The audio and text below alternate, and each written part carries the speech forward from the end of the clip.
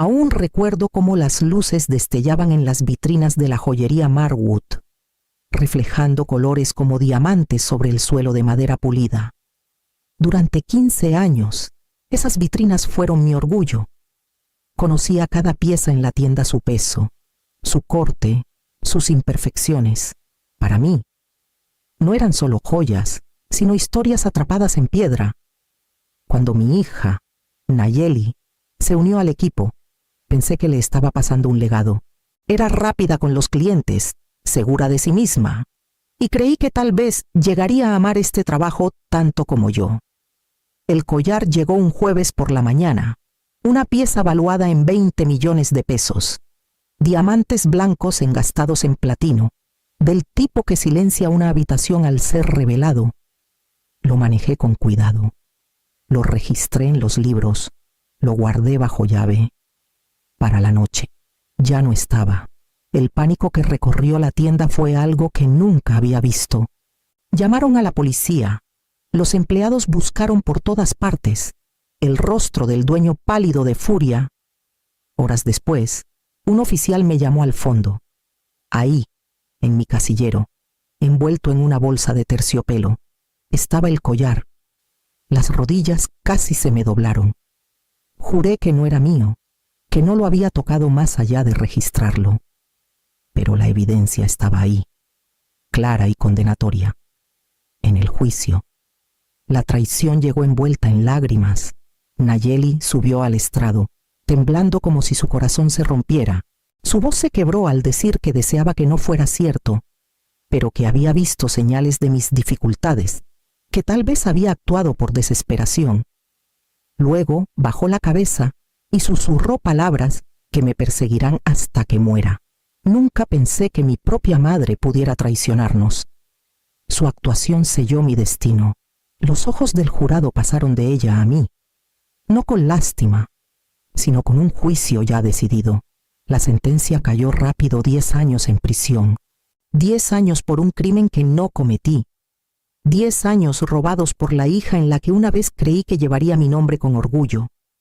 Salí de esa sala encadenada, con el corazón pesado no solo por la vergüenza, sino por la pregunta sin respuesta de por qué lo había hecho.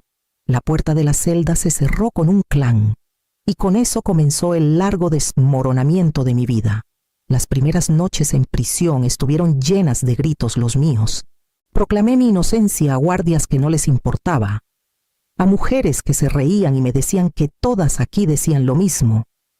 Mi garganta dolía por el esfuerzo, pero el silencio que seguía era peor. En esas horas, mi mente volvía una y otra vez a los años que me llevaron ahí. Pensaba en las noches que llegaba a casa después de un turno doble, con los pies llenos de ampollas, las manos ásperas de pulir vitrinas en la joyería y fregar mesas en un comedor. Recordaba cómo apartaba comida en silencio para que Nayeli tuviera una ración extra, convenciéndola de que era porque no tenía hambre. Recordaba los pagos de colegiatura que parecían imposibles, pero que siempre lograba cubrir porque me negaba a que ella cargara con la deuda. Cada sacrificio que hice era para construirle una vida más fuerte que la mía. Las cartas de Isidro, mi esposo, llegaban cada vez menos con los meses. Al principio, juraba que me creía. Prometía luchar hasta que la verdad saliera a la luz. Pero los rumores se esparcieron por el vecindario como fuego. Siempre fue muy orgullosa. Sabes que esos joyeros lidian con la tentación todos los días. Los rumores lo aplastaron, abriendo grietas en un matrimonio ya desgastado por la ausencia. Cuando supe que había colapsado por un infarto, también supe que murió convencido de que yo había robado. Ese conocimiento me rompió de formas que la celda nunca pudo. El hombre que amé durante 30 años murió pensando que su esposa era una ladrona. Después de eso, dejé de gritar. Los moretones de las peleas en el patio me enseñaron que el silencio era más seguro. Me replegué. Me convertí en otro número, otra cara en gris. 10 años se extendían como un túnel sin luz, pero aprendí que sobrevivir no se trataba de probarme ante los demás. Se trataba de conservar los fragmentos de dignidad que aún no me habían arrancado. Y entonces llegaron los rumores de que Nayeli estaba prosperando. Las noticias viajaban de manera extraña dentro de esos muros. A veces llegaban en la esquina de un periódico viejo dejado en la sala común. Otras veces se colaban en forma de chismes descuidados de los guardias. Así fue como supe que Nayeli había comprado una mansión con vista al lago de Chapala. El artículo era breve. Solo una foto de ella sonriendo en los escalones con un agente inmobiliario a su lado. El pie de foto alabando a una joven prometedora construyendo su futuro. Mi estómago se apretó mientras trazaba su rostro con los ojos. Se veía radiante, confiada, como si los años que me robaron mi libertad solo hubieran pulido la suya.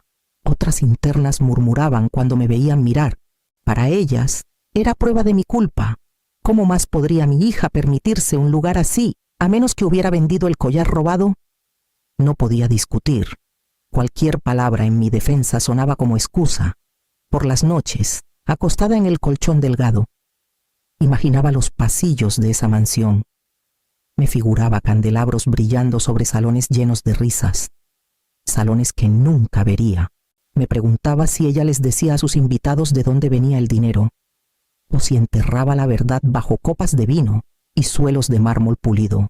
El dolor dentro de mí se profundizó hasta volverse insoportable. Así que comencé a escribir. Conseguí pedazos de papel cuando podía. Robé plumas del carrito de la biblioteca y empecé diarios que nadie pidió. Escribí sobre el día que llegó el collar, el peso de su cadena en mis manos, la conmoción de verlo en mi casillero. Escribí sobre las cartas de Isidro, sobre el testimonio de Nayeli, sobre cada mentira que construyó mi jaula. Esas páginas se convirtieron en el único lugar donde mi voz vivía sin miedo. Me prometí que, si el mundo exterior nunca se interesaba por mi verdad, al menos no desaparecería conmigo.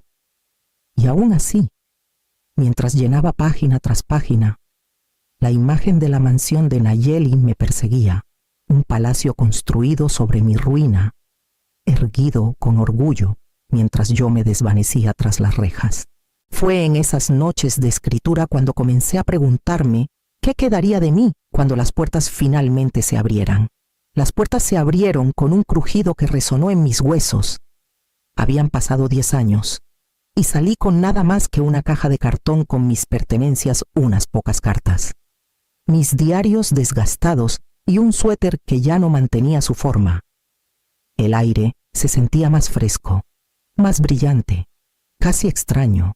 Había soñado con este momento durante una década, pero al ver el camino extenderse ante mí, me di cuenta de que la libertad no era lo mismo que pertenecer. No había Isidro esperándome, ni hogar al que volver. La casa que compartimos fue vendida hace mucho. Los vecinos a los que antes saludaba cada mañana ahora giraban la cara. El mundo había seguido adelante, y yo era un artefacto que ya no servía. Alquilé un pequeño departamento en un edificio desgastado en el centro de Guadalajara, del tipo donde nadie hace preguntas mientras pagues en efectivo a tiempo. Las paredes eran delgadas, la plomería gemía, pero era mío. Por primera vez en años, cerré una puerta desde adentro y supe que ningún guardia vendría a golpear. Encontrar trabajo fue más difícil. Cada entrevista terminaba igual una vez que veían el hueco en mi historial, y la palabra que ahora me definía es convicta. Se pegaba a mí como una mancha, incluso en el supermercado. Sentía miradas que se detenían demasiado, como si supieran, como si la etiqueta estuviera cosida en mi pecho. Aún así, me levantaba cada día, hacía café en mi taza desportillada y me obligaba a creer que podía vivir con dignidad, incluso en esta nueva piel. Desempaqué mis diarios y los puse en un estante como un monumento privado, prueba de que no había desaparecido. Fue en una tarde gris, con la lluvia golpeando suavemente la ventana, cuando tocaron a mi puerta. 3 golpes firmes, inesperados. La abrí y encontré a un chico alto, con los ojos de Nayeli, pero sin su sonrisa calculada. «Me llamo Emiliano», dijo, dudando como si no estuviera seguro de estar ahí. «Tú eres mi abuela, ¿verdad?». La palabra abuela despertó algo en mí que no me había permitido sentir en años. Me hice a un lado para dejarlo pasar. Emiliano estaba de pie en mi sala, balanceando su peso como si el suelo pudiera ceder bajo él. Sus ojos recorrieron los estantes llenos de mis diarios, deteniéndose en los lomos desgastados. Y luego volvieron a mí. Tenía 15, tal vez 16 años, pero su mirada cargaba una seriedad que no esperaba. Abuela, comenzó despacio, como probando la palabra. ¿Por qué fuiste a prisión? La pregunta cayó como una piedra en la sala silenciosa. Había ensayado respuestas para extraños, para empleadores, para caseros, pero no para él. Para él. No tenía nada preparado.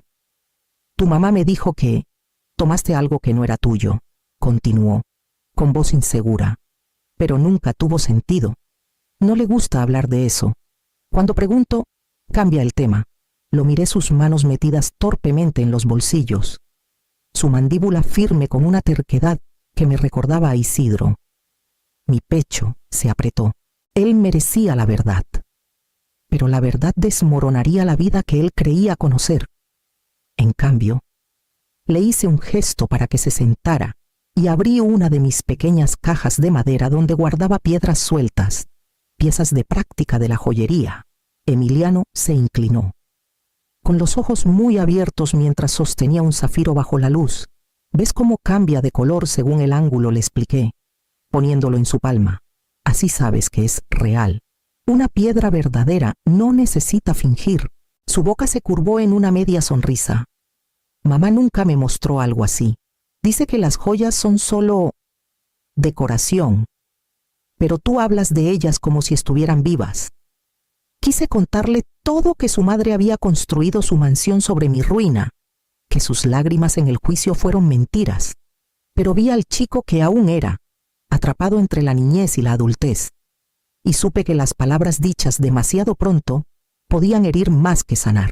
Así que cerré la caja y dije solo, siempre hay más lados de una historia de los que la gente deja ver.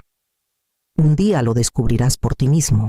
Emiliano asintió, pero podía ver que la respuesta no era suficiente. Su curiosidad había despertado, y la curiosidad rara vez vuelve a dormirse. Una semana después, regresó con preguntas aún más afiladas. Emiliano era más astuto de lo que imaginé. Regresó un sábado con un sobre doblado, su rostro pálido pero decidido. Sin decir palabra, extendió varios estados de cuenta bancarios sobre mi mesa de cocina. Los números saltaron a la vista de inmediato: depósitos grandes, mucho más allá de lo que Nayeli podría haber ganado en la joyería Marwood. Y luego, la fecha de la compra de la mansión en el lago de Chapala se finalizó semanas después de mi sentencia. Ella me dijo que el dinero vino de un inversionista, dijo Emiliano en voz baja. Pero encontré estos en un cajón viejo en casa. Nada encaja. Sentí la sangre rugir en mis oídos. Prueba fría, impresa de lo que siempre supe. Pero no era solo evidencia, era mi nieto, arriesgando la ira de su madre para buscar la verdad. Poco después, apareció otro hilo. Remedios, la contadora jubilada de la tienda, me contactó tras escuchar rumores de que estaba libre. Me invitó a tomar café en su modesta casa en Zapopan. Sus manos temblando mientras ponía azúcar en su taza. Debía haber hablado hace años, confesó, con los ojos nublados por la culpa. Esa noche, antes de que encontraran el collar en tu casillero, vi a Nayeli salir con una bolsa de terciopelo. Pensé que lo llevaba a la caja fuerte. Después, cuando supe que lo encontraron entre tus cosas, me convencí de que me había equivocado. Tenía miedo de involucrarme. Sus palabras me cortaron. Si hubiera hablado entonces, tal vez Isidro aún estaría vivo. Tal vez me habría ahorrado una década de vergüenza. Pero al mirarla, una mujer frágil cargada con sus propios remordimientos, supe que la ira no serviría de nada. ¿Por qué ahora?, pregunté suavemente. La voz de Remedios tembló. Porque he cargado este peso demasiado tiempo, y porque tu nieto merece saber la verdad sobre su familia. Emiliano escuchó con atención. Su joven rostro marcado con líneas sombrías demasiado viejas para su edad Dobló los estados de cuenta de nuevo en el sobre con cuidado deliberado. «Esto no termina aquí», dijo, mirándome directamente. Y en ese momento supe que no dejaría que la verdad permaneciera enterrada. Los días tras la confesión de Remedios despertaron algo en mí que pensé que la prisión había apagado la lucha. Durante 10 años tragué mis palabras. Bajé la cabeza y cargué el peso de un crimen que no cometí. Pero la determinación de Emiliano, su mirada firme al poner esos estados de cuenta ante mí, encendió una llama que ya no podía ignorar. Juntos comenzamos a visitar a antiguos compañeros de trabajo. Algunos eran reacios, sus recuerdos borrosos por el tiempo y sus lealtades divididas, pero unos pocos admitieron que siempre encontraron el caso sospechoso.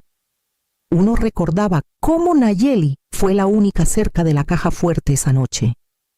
Otro mencionó su repentino derroche poco después. Cada detalle era un hilo. Y lentamente, Emiliano y yo comenzamos a tejerlos en un tapiz demasiado condenatorio para ignorar. Decidí que era hora de mirar a Nayeli a los ojos. Arreglé un encuentro bajo el pretexto de querer verla de nuevo, de reparar lo que quedaba de nuestra familia. Llegó en su auto reluciente, toda una imagen de éxito. Pero cuando mencioné casualmente que Remedios me había contactado, su rostro perdió color. Forzó una sonrisa, pero sus manos se apretaron en su vaso. La memoria de Remedios ya no es lo que era, dijo rápido. No le des mucho peso a lo que dice. Sus palabras lo confirmaron todo. La verdad estaba justo bajo su piel, luchando por salir. Esa noche escribí cada detalle del encuentro, cada destello de su expresión. Lo guardé junto a la creciente pila de hallazgos de Emiliano. Luego, con una resolución que me sorprendió incluso a mí, llamé a David Harlan, un abogado local conocido por tomar casos perdidos. Cuando respondió, le dije claramente: necesito reabrir mi caso. Y por primera vez en años, sentí que mi voz tenía peso otra vez. Emiliano vino una noche, su rostro marcado por esa determinación silenciosa que empezaba a reconocer. Sacó su celular del bolsillo y presionó reproducir. Al principio, eran voces apagadas, el tintineo de vasos de fondo. Luego, la voz de Nayeli, aguda y alzada. No entiendes, Emiliano. No tuve opción. Tu abuela ya estaba en problemas. Todos la sospechaban. Fue más fácil así, más seguro para nosotros. Sus palabras me apretaron el pecho, pero no había terminado. Estaba ahogada en deudas, admitió, con la voz quebrada. Juegos, préstamos. Si no lo cubría, me habrían destruido. Ese collar pagó todo y nos dio una oportunidad de vivir mejor. ¿Crees que quería hacerlo? Lo hice por nosotros, por nuestro futuro. La voz de Emiliano cortó, firme y fría. No lo hiciste por nosotros, lo hiciste por ti. Silencio. Luego el chirrido de una silla y la grabación terminó. Me quedé en un silencio atónito, con las manos temblando mientras sostenía el teléfono. No era solo una sospecha ahora. Era su voz, su confesión, combinada con el testimonio de Remedios y los registros bancarios que Emiliano había descubierto. El caso tenía fuerza otra vez. David Harlan escuchó con atención cuando le entregué la evidencia. Sus ojos, agudos tras sus lentes, destellaron con algo cercano a la esperanza. Esto es más fuerte de lo que esperaba, dijo. No borrará los 10 años que perdiste, pero puede limpiar tu nombre. Sentí algo crecer en mí que no había permitido en años valentía. La idea de enfrentar un tribunal otra vez me helaba, pero esta vez no sería la silenciada. Esta vez llevaría pruebas, no solo palabras. Tomé la mano de Emiliano, abrumada por la gratitud. Me devolviste mi voz, susurré, y con eso comenzamos a prepararnos para enfrentar la verdad en la corte. Volver a un tribunal después de 10 años fue como entrar en una pesadilla que pensé había dejado atrás. La madera pulida, los ojos fríos de extraños, el peso del juicio en el aire, todo era igual. Pero esta vez no me senté como la acusada, sino como la agraviada. David Harlan presentó la evidencia con precisión constante. Los estados de cuenta vinculaban la mansión directamente con fondos no explicados tras el robo. Expertos forenses mostraron cómo mi firma había sido falsificada en documentos de inventario. Cada pieza encajaba como piedras en una pared. Y con cada una, la estructura de las mentiras de Nayeli comenzó a desmoronarse. Remedios subió al estrado después. Sus manos temblaban mientras confesaba que una vez vio a Nayeli llevarse la bolsa de terciopelo y cómo el miedo la silenció entonces. Habló de arrepentimiento, con la voz quebrada por el peso de lo que había guardado tanto tiempo. Luego vino la grabación de Emiliano. La sala quedó en silencio mientras la voz de Nayeli llenaba el espacio, su admisión de deudas, su justificación de que culparme había sido por nuestro futuro.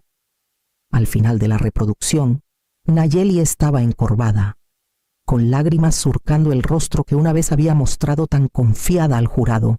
Cuando el juez me declaró inocente, no sentí un arrebato de triunfo, solo una liberación silenciosa, como si una cadena finalmente se deslizara de mis hombros. El martillo golpeó, y el mismo sistema que me robó una década de vida ahora restauraba mi nombre. Nayeli fue llevada para enfrentar sus propios cargos.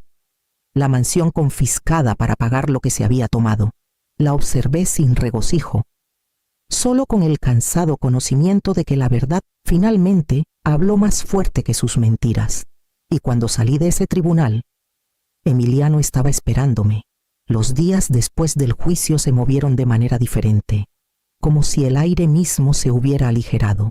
Por primera vez en 10 años, caminé por mi vecindario sin bajar la cabeza. Viejos conocidos que antes cruzaban la calle, para evitarme, ahora se detenían a murmurar disculpas. Algunas torpes, otras sinceras. La mancha que se había pegado a mi nombre se fue reemplazada por algo más firme: la vindicación. David preguntó si quería buscar una indemnización, recuperar cada peso y arrastrar el nombre de Nayeli aún más por el lodo. Pero no sentía hambre de venganza. 10 años ya habían sido consumidos por la amargura. No le daría los próximos 10 también. En cambio, puse mi energía en Emiliano. Me visitaba a diario, a veces con preguntas, a veces solo para sentarse en el silencio de mi pequeño departamento. Juntos compartimos comidas, risas y el lento tejido de un lazo que se sentía más como familia que cualquier cosa que hubiera conocido en años. En él vi tanto el futuro como la pieza de Isidro que pensé había perdido para siempre. Una noche manejamos hasta la mansión en el lago de Chapala. Las ventanas estaban cerradas, el camino de entrada vacío, la grandeza despojada de vida. Emiliano se paró a mi lado, con las manos en los bolsillos, y preguntó si la odiaba. Negué con la cabeza. Nunca fue un hogar, dije suavemente. Solo paredes compradas con mentiras. Nos dimos la vuelta juntos, dejando atrás la cáscara vacía. Supe entonces que una casa podía desmoronarse. La riqueza podía desvanecerse, pero la verdad permanecía. Me robaron 10 años de mi vida, susurré, sintiendo las palabras asentarse en mí como un voto, pero no mi verdad.